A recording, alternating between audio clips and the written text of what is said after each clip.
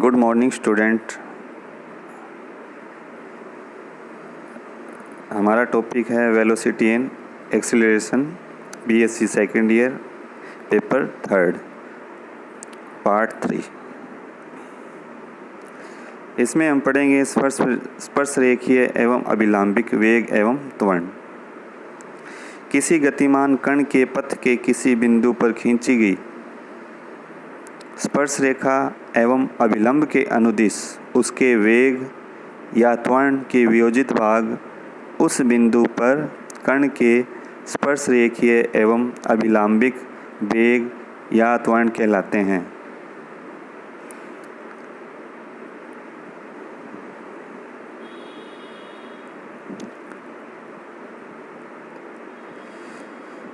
तो किसी वक्र के अनुदिश गमन करने वाले किसी कण का स्पर्श रेखीय वेग ds/dt होता है और अभिलंबिक वेग सदैव शून्य होता है। जैसे परिभाषा से, किसी गतिमान कण के पथ के किसी बिंदु पर खींची गई स्पर्श रेखा एवं अभिलंब के अनुदिश उसके वेग के वियोजित भाग उस बिंदु पर कण के स्पर्श रेखीय एवं अभिलंबिक वेग कहलाते हैं। इसी प्रकार किसी गतिमान कण के पथ के किसी बिंदु पर खींची गई स्पर्श रेखा एवं अभिलंब के अनुदिश उसके त्वरण के वियोजित भाग उस बिंदु पर कण के स्पर्श रेखीय एवं अभिलंबिक त्वरण कहलाते हैं। स्पर्श रेखीय, किसी वक्र के अनुदिश गमन करने वाले किसी कण का स्पर्श रेखीय वेग ds/dt होता है तथा अभिलंबिक वेग सदैव शून्य होता है। तो स्पर्श रेखीय त्वरण dv/dt या d²s/dt² या v/ds। अभिलंबिक त्वरण होता है v²/ρ, यह अंदर की ओर होता है।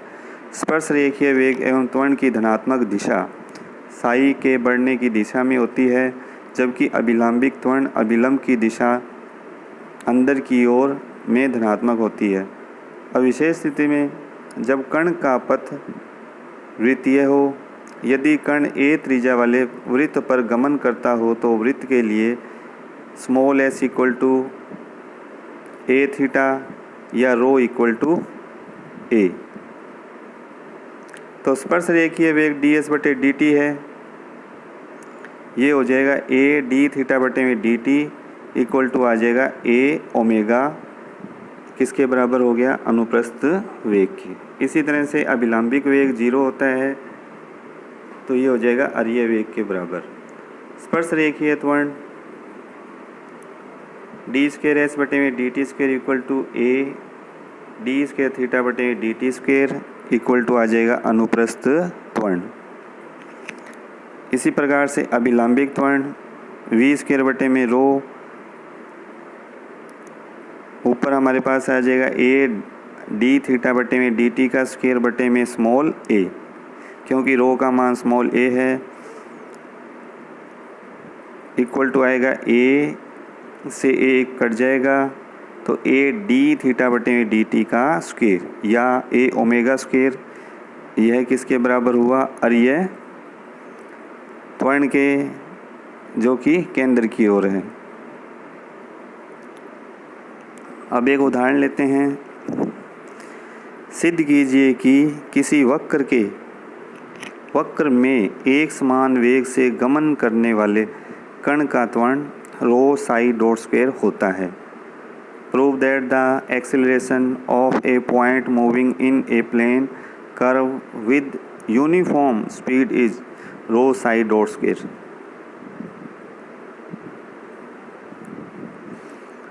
प्रश्नानुसार हमें दे रखा है वक्र में एक समान वेग से, तो प्रश्नानुसार ds/dt इक्वल टू अचर, क्योंकि वेग है वो एक समान दिया हुआ है तो वेग क्या हो गया, अचर ds/dt माना इक्वेशन फर्स्ट।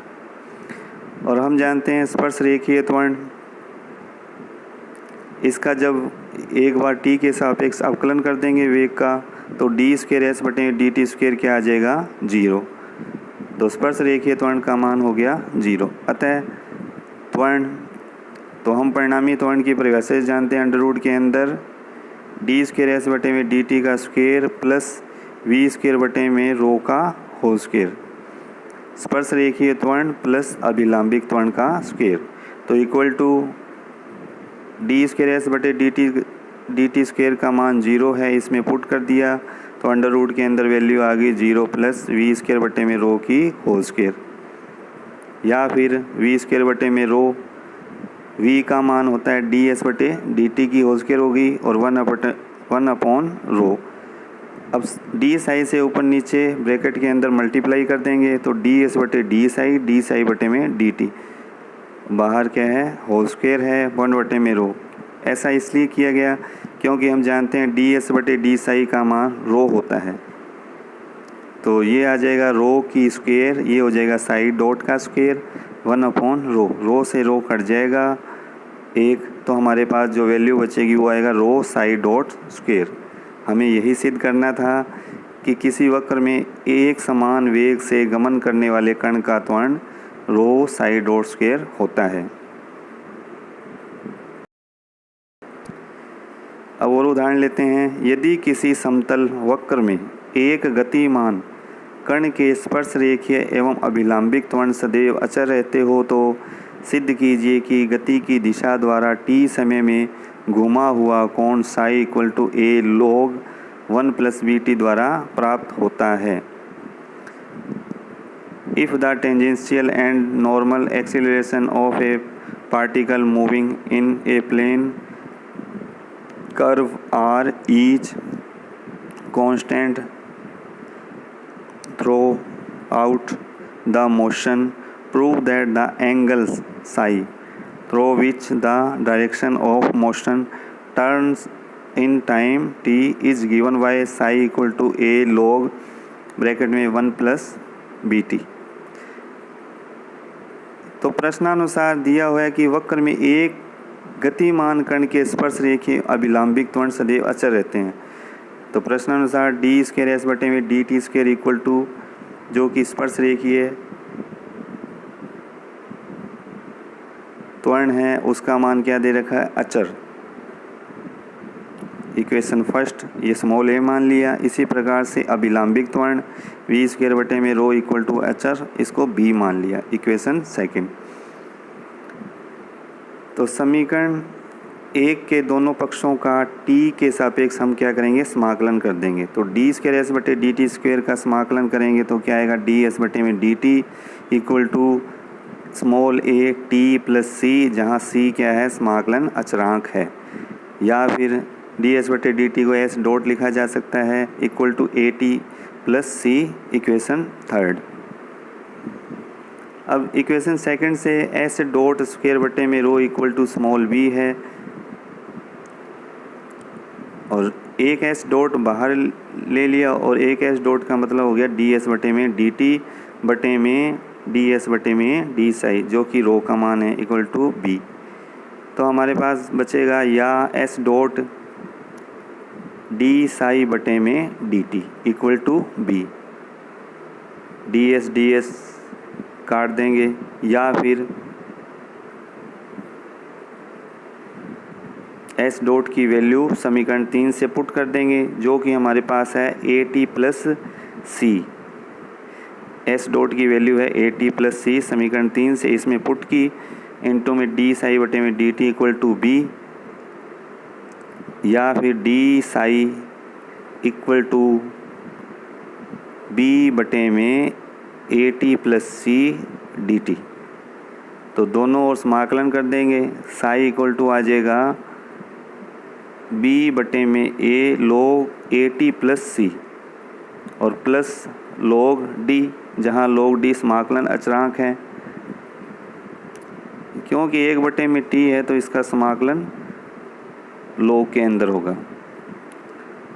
इक्वेशन 4 आ गई, यदि t का मान 0 है और साई का मान 0 ले लें तो समीकरण 4 से, तो साई का मान 0 लिया, b बटे a, t की वैल्यू 0 पुट की तो log c plus log d, तो log d की वैल्यू आ गई माइनस b बटे a log c, समीकरण 5। अब 5 से log d का मान समीकरण 4 में पुट कर देंगे तो साई बराबर बी बटे A log A T plus C minus B बटे ए log सी।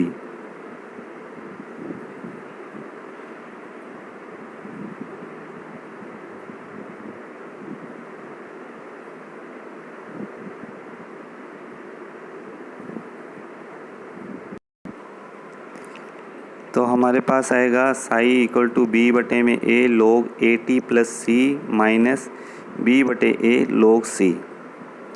तो हम देख रहे हैं बी बटे ए कॉमन है तो बाहर आ जाएगा, अंदर आ जाएगा log ए टी प्लस सी बटे में सी।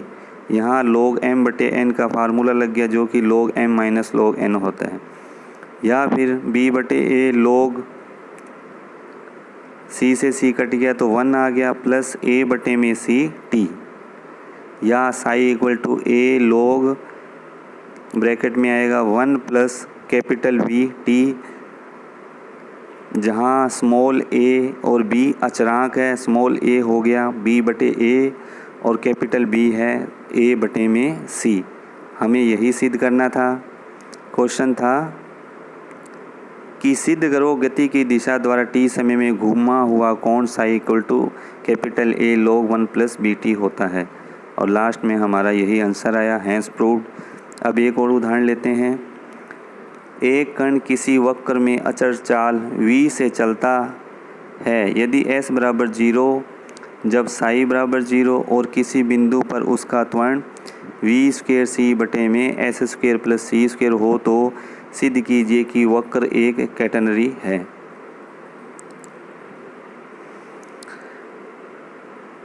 तो प्रश्नानुसार एक कण वक्र में अचर चाल v से चलता है तो ds बटे डी टी इक्वल टू अचर v दे रखा है, तो t के सापेक्ष अवकलन करने पर डी स्क्वायर एस बटे में D T square equal to आ गया 0।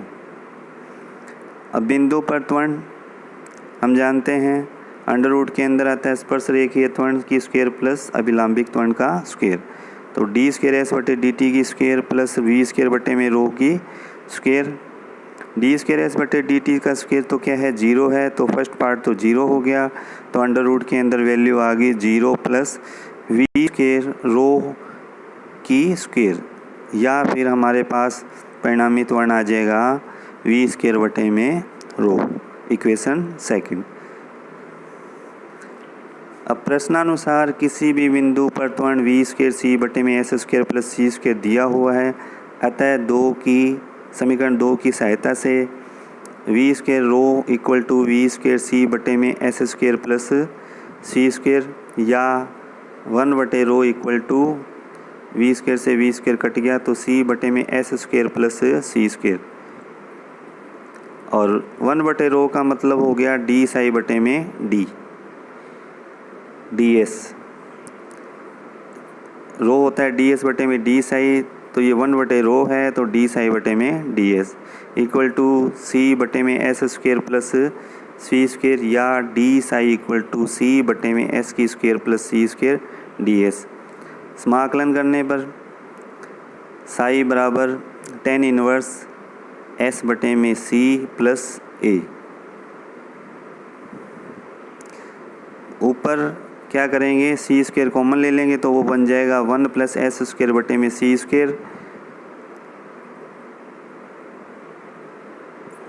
तो और उसका समाकलन हो जाएगा tan इनवर्स। तो साई बराबर tan इनवर्स एस बटे में सी, और ए यहाँ समाकलन अचरांक है परंतु हमें दे रखा है साई बराबर 0 एस बराबर 0, तो समीकरण में साई का मान 0 रख देंगे इक्वल टू एस का मान 0 रखेंगे तो tan इनवर्स भी 0 हो जाएगा प्लस ए, तो ए की वैल्यू आ जाएगी 0।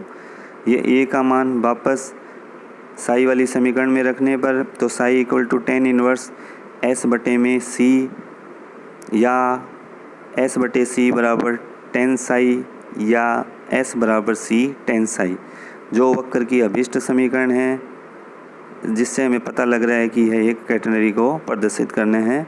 हमें यही सिद्ध करना था। थैंक्स।